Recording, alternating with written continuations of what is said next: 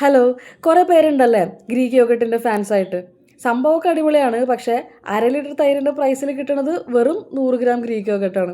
അപ്പോൾ ഇതൊന്ന് വീട്ടിലുണ്ടാക്കിയെടുത്താൽ ഈസി ആയിട്ട് ഡെയിലി നമ്മുടെ ഭക്ഷണത്തിലൊക്കെ ഉപയോഗിക്കാം അല്ലേ?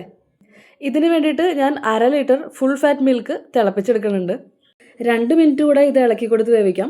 എന്നിട്ട് ഇതിൻ്റെ ആവിയൊക്കെ ഒന്ന് സെറ്റിലാവണം. എന്നാൽ ഇളം ചൂടിനേക്കാളും കുറച്ചും കൂടി ചൂടിൽ ഇതിലേക്ക് കൾച്ചർ ചേർത്ത് കൊടുക്കാം. ആദ്യമായിട്ട് ഉണ്ടാക്കുമ്പോൾ പുറത്തുനിന്ന് വാങ്ങിക്കുന്ന ഗ്രീക്ക് യോഗട്ടിൻ്റെ കുറച്ചെടുത്തിട്ട് വേണം കൾച്ചറായിട്ട് ചേർത്ത് കൊടുക്കാൻ.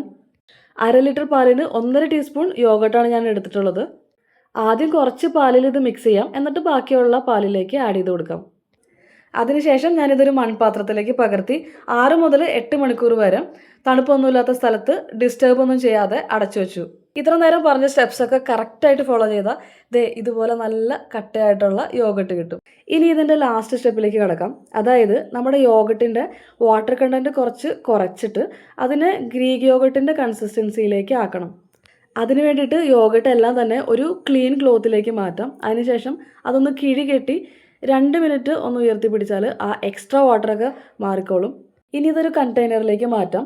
ഒന്നില്ലെങ്കിൽ ഇൻസ്റ്റൻ്റായിട്ട് ഉപയോഗിക്കാം, അല്ലെങ്കിൽ റെഫ്രിജറേറ്റ് ചെയ്യാം. അടുത്ത ബാച്ച് ഗ്രീക്ക് യോഗട്ട് ഉണ്ടാക്കുമ്പോൾ ഇതിൽ നിന്ന് കുറച്ചെടുത്ത് കൾച്ചറായിട്ട് ഉപയോഗിക്കാം. അപ്പോൾ ഇത് ഉണ്ടാക്കുമ്പോൾ കുറച്ച് ലാർജ് സ്കെയിലായിട്ട് ഉണ്ടാക്കിയാൽ നമുക്ക് ഫ്രിഡ്ജിലൊക്കെ വെച്ച് ഡെയിലിയുള്ള നമ്മുടെ ഭക്ഷണത്തിൽ ഉൾപ്പെടുത്താം. അപ്പോൾ ഈ ഒരു രീതിയിൽ ഓരോ തവണ നമുക്ക് chemical free and preservative free ആയിട്ടുള്ള ഗ്രീക്ക് യോഗട്ട് വീട്ടിൽ തന്നെ ഉണ്ടാക്കിയെടുക്കാം.